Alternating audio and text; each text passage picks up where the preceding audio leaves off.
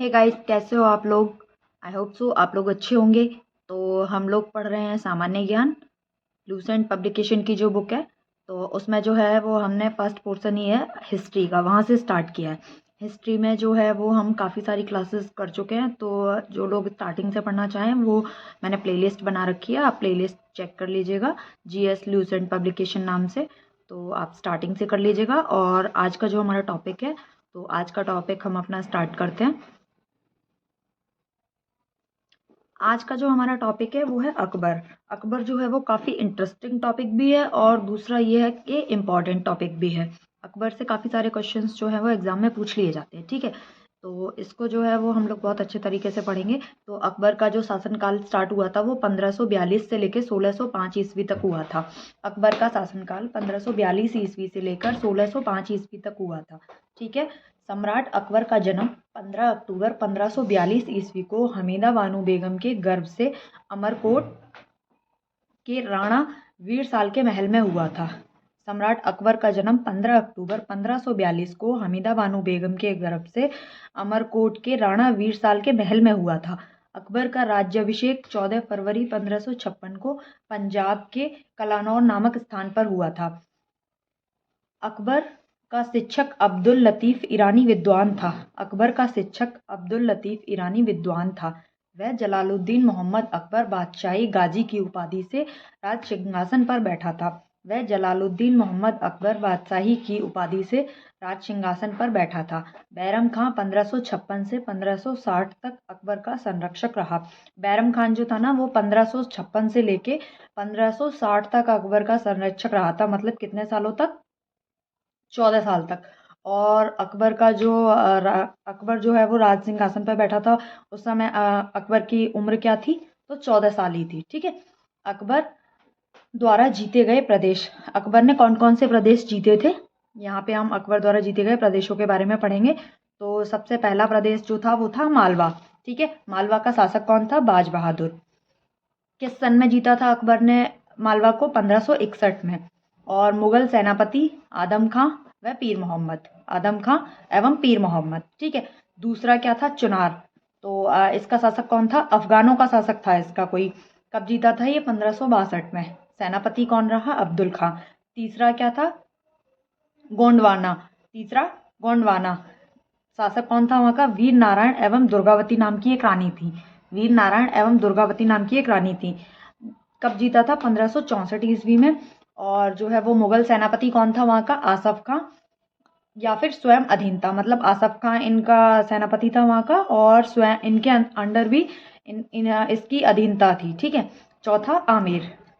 चौथा कौन सा जीता था इन्होंने, आमिर। वहाँ का शासक कौन था, राजा भारमल।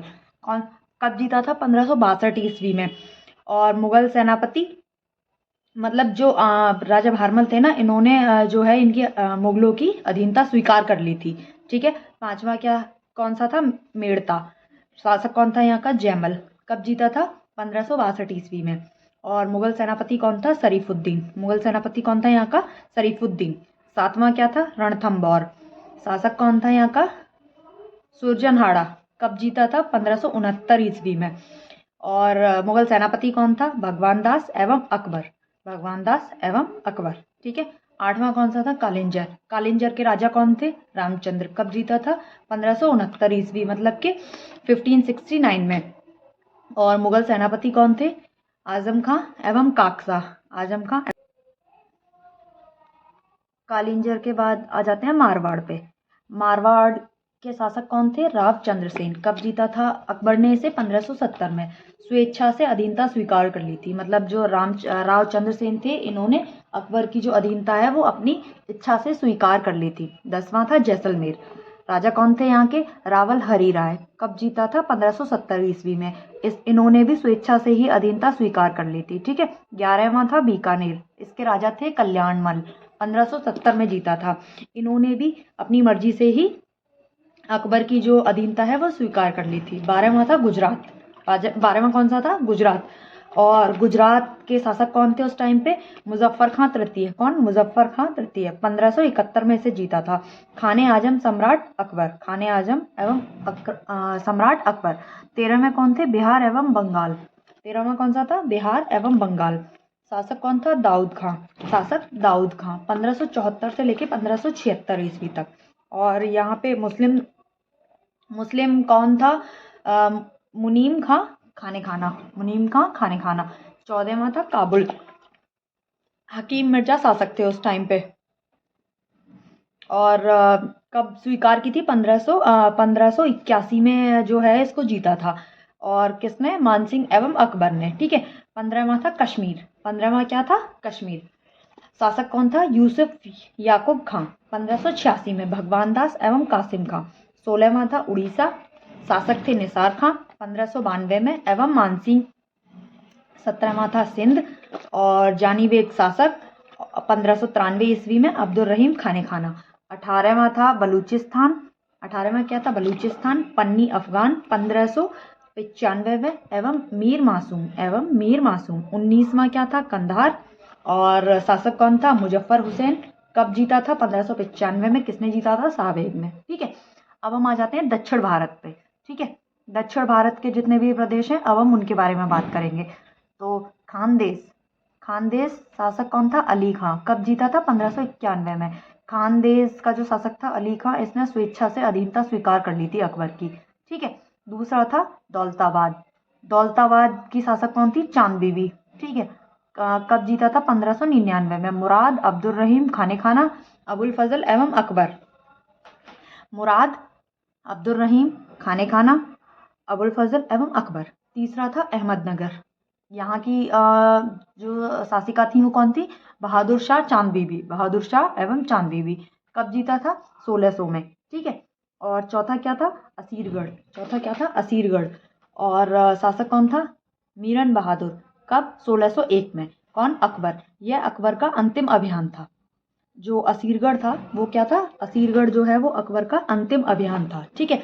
तो ये जो है ये इंपॉर्टेंट क्वेश्चन है, याद रखने लायक क्वेश्चन है कि अकबर का जो अंतिम अभियान था वो कौन सा था? असीरगढ़। ठीक है। मतलब 1601 का। अब हम आ जाते हैं पानीपत की दूसरी लड़ाई। ठीक है। पानीपत की दूसरी लड़ाई। पानीपत की दूसरी लड़ाई 5 नवंबर 1556 को अकबर और हेमू के बीच हुई थी। पानीपत का जो पहला युद्ध हुआ था वो आप लोग बताइए किस किस के बीच हुआ था? रिवाइज करिए।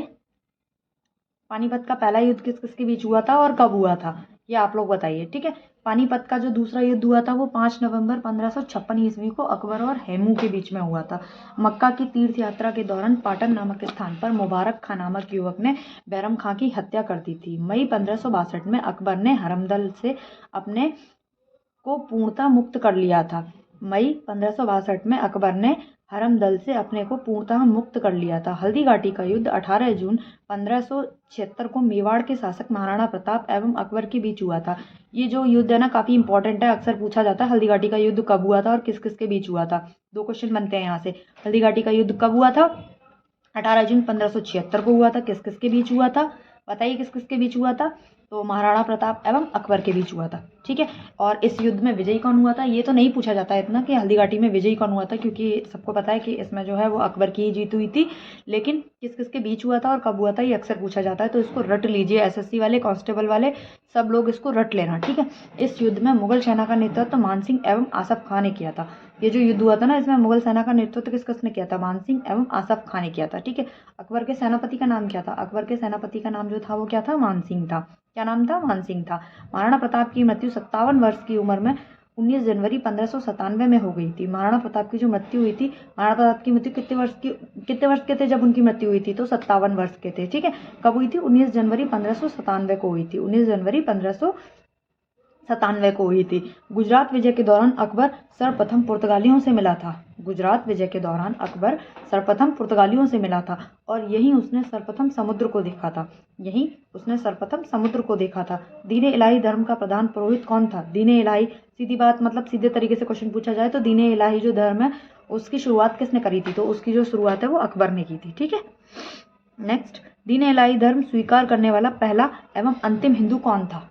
दीन इलाही स्वीकार करने वाला पहला अथवा अंतिम हिंदू कौन था? तो कौन था? बीरबल थे। ठीक है। अकबर ने जैन धर्म के जैनाचार्य हरिविजय सूरी को जगत गुरु की उपाधि प्रदान करी थी। अकबर ने जैन धर्म के जैनाचार्य हरिविजय सूरी को जगत गुरु की उपाधि प्रदान की थी। राजस्व प्राप्ति की जब्ती प्रणाली अकबर के शासनकाल में ही प्रचलित हुई थी। राजस्व प्राप्ति के लिए जो जब्ती प्रणाली थी ना, वो अकबर के ही शासनकाल में प्रचलित हुई थी। अकबर के दीवान राजा टोडरमल ने 1580 में देसाल बंदोबस्त व्यवस्था लागू की थी। ये क्वेश्चन पूछ लिया जाता है कि अकबर के दीवान कौन थे, या अकबर के दीवान का नाम क्या था, या फिर इनके यहाँ पे लेन देन से रिलेटेड जो भी होता है ना, वो कौन देखा करते थे, तो वो टोडरमल देखा करते थे। तो टोडरमल का नाम जो है वो अक्सर पूछ लिया जाता है, तो ये जो है आप लोग याद कर लीजिएगा, ठीक है। अकबर के दरबार का प्रसिद्ध संगीतकार कौन था? तानसेन था। अकबर के दरबार का प्रसिद्ध संगीतकार कौन था? तानसेन था। अकबर के दरबार में प्रसिद्ध चित्रकार कौन था? तो अब्दुस समद था। अकबर के दरबार में प्रसिद्ध चित्रकार जो था वो कौन था? अब्दुस समद था, ठीक है। दसवंत एवं बसावन अकबर के दरबार के चित्रकार थे। दसवंत एवं बसावन जो थे वो अकबर के दरबार के चित्रकार थे। अकबर के शासनकाल के प्रमुख गायक तानसेन बहादुर, बाज बहादुर, बाबा रामदास एवं बैजू बावरे थे। अकबर के शासनकाल के जो प्रमुख गायक थे वो कौन कौन से थे? ये गायकों के नाम पूछे जाते हैं एग्जाम में, कि ये जैसे किसी गायक का नाम दे दिया जाएगा, फिर पूछा जाएगा कि बताइए ये किसके शासनकाल से संबंधित है, तो ये आप लोग को याद करना है। अकबर के शासनकाल के जो प्रमुख गायक थे वो कौन कौन से थे? तानसेन तो ज़्यादातर लोगों को पता ही रहता है, ठीक है, लेकिन बाज बहादुर, बाबा रामदास एवं बैजू बावरे, ये 3 नाम भी आप लोगों को याद करने हैं। क्या? बाज बहादुर, बाबा रामदास एवं बैजू बावरे जो थे वो किससे संबंधित थे? वो अकबर के शासनकाल से संबंधित थे। इनके दरबार के प्रमुख गायक हुआ करते थे ये लोग, ठीक है। अकबर की शासन प्रणाली की प्रमुख विशेषता मनसबदारी प्रथा थी। अकबर की जो शासन प्रणाली थी ना, उसकी जो प्रमुख विशेषता थी वो क्या थी? मनसबदारी प्रथा थी, ठीक है। नेक्स्ट हम पढ़ते हैं, अकबर के समकालीन प्रसिद्ध सूफी संत शेख सलीम चिश्ती थे। अकबर के समकालीन जो प्रसिद्ध सूफी संत थे वो कौन से थे? शेख सलीम चिश्ती। आप लोग मुझे बताएंगे शेख सलीम चिश्ती की जो दरगाह है वो कहाँ पर है, ठीक है। अकबर की मृत्यु 16 अक्टूबर 1605 को हुई थी। अकबर की मृत्यु 16 अक्टूबर 1605 को हुई थी। इसे आगरा के निकट सिकंदरा में दफनाया गया था। इसे आगरा के निकट सिकंदरा में दफनाया गया था। अकबर की मृत्यु याद होनी चाहिए कब हुई थी? 16 अक्टूबर 1605 को हुई थी। कहाँ दफनाया गया था? आगरा के पास ही एक जगह है सिकंदरा नाम से, आगरा में ही आती है जो कि, तो वहां पे जो है अकबर को दफनाया गया था, ठीक है। अब स्थापत्य कला के क्षेत्र में अकबर की महत्वपूर्ण कृतियां कौन कौन सी हैं? स्थापत्य कला के क्षेत्र में अकबर की जो महत्वपूर्ण कृतियां हैं वो कौन कौन सी हैं? तो अकबर ने क्या क्या बनवाया था? दिल्ली में हुमायूं का मकबरा, ठीक है, आगरा का लाल किला, फतेहपुर सीकरी की शाही महल, फतेहपुर सीकरी में शाही महल, दीवाने खास, पंचमहल, बुलंद दरवाजा, जोधाबाई का महल, इबादत खाना, और इलाहाबाद का किला और लाहौर का किला। इलाहाबाद का किला और लाहौर का किला ये किसके द्वारा बनवाए गए थे? ये सब अकबर के द्वारा बनवाए गए थे, ठीक है। अकबर के दरबार को सुशोभित करने वाले 9 रत्न इस प्रकार हैं। अकबर के दरबार को सुशोभित करने वाले 9 रत्न इस प्रकार है। अकबर के दरबार के 9 रत्न सबको याद होने चाहिए, एग्जाम में पूछ लिए जाते हैं, मोस्ट इंपॉर्टेंट क्वेश्चन बनता है यहाँ से, किसी न किसी का नाम दे दिया जाएगा और पूछ लिया जाएगा कि ये किसके दरबार से संबंधित हैं, या फिर डायरेक्ट क्वेश्चन पूछ लिया जाएगा कि 4 नाम दे दिए जाएंगे, 4 में से एक पूछ लिया जाएगा कि बताइए इनमें से अकबर के दरबार का नवरत्न कौन है, ठीक है। तो आपको चारों याद होने चाहिए। पहला बीरबल, दूसरा अबुल फजल, तीसरा टोडरमल, चौथा भगवान दास, पांचवा तानसेन, छठे मानसिंह, सातवें अब्दुल रहीम, और आठवें मुल्ला दो प्याजा, और 9वें हकीम हुकाम। अब देखो पहले कौन है? बीरबल। बीरबल कौन थे बताओ? बीरबल जो थे वो तो सबको पता है, अकबर बीरबल की कहानियां तो सबने सुनी होंगी, तो अकबर बीरबल तो बहुत ज़्यादा फेमस है, तो बीरबल को याद करने में तो कोई प्रॉब्लम नहीं है। अब्दुल रहीम खाने खाना कौन थे? अब्दुल रहीम खाने खाना थे, मैं बताती हूँ आपको, जो इनके संरक्षक थे ना, अकबर के जो संरक्षक थे, तो अब्दुल रहीम जो है ना वो उनके बेटे थे। उनका नाम क्या था? अकबर के संरक्षक का नाम क्या था? उनके बेटे थे अब्दुल रहीम खाने खाना, ठीक है। टोडरमल कौन थे? टोडरमल कौन थे बताइए? टोडरमल इनके यहाँ पे कौन सी व्यवस्था देखा करते थे? ये जो है वो हिंदू थे, है ना। भगवान दास कौन थे? भगवान दास जो थे वो अकबर के साले थे। अकबर की जो वाइफ थी जोधाबाई, उनके भाई थे भगवान दास, ठीक है। तानसेन, तानसेन के बारे में भी आप लोगों ने सुना है, ये बहुत ही प्रसिद्ध संगीतकार थे, और बाद में जो है ये अकबर के साथ ही अकबर के महल में रहने लगे थे। मानसिंह कौन थे?